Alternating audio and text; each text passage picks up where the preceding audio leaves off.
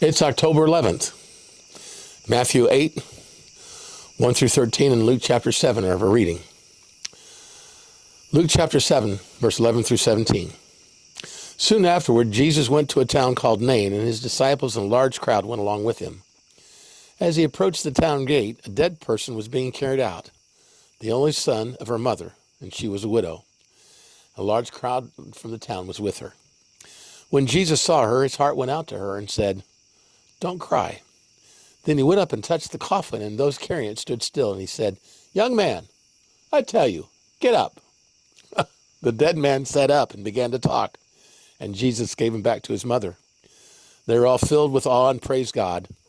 "A great prophet has appeared among us," they said. "God has come to help his people." This news about Jesus spread throughout Judea and the surrounding countryside. This picture looks too familiar for those following Jesus of late. It was thought to be an act of impurity to touch a coffin or any dead person.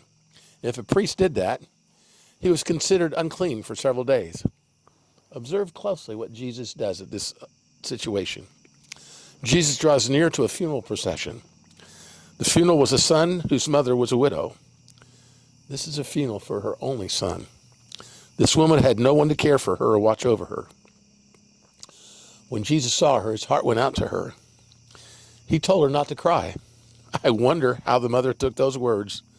She's now helpless with no one to look out for her, and this man, whom she does not yet come to know, tells her to stop crying.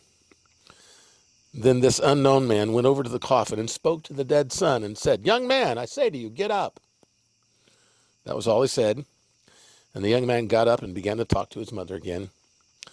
All at once, the funeral procession becomes a place of grand celebration, just because some stranger told the dead son to get up.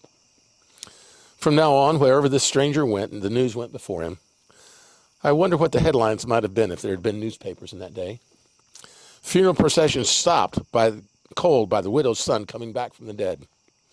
Morticians fear the loss of their business because a strange man's coming to Nain. Local carpenter has to stop crafting coffins for fear funerals will be a thing of the past. What a great God we have in you, God. You are my deliverer. It's good to be such good company as the widow and her son.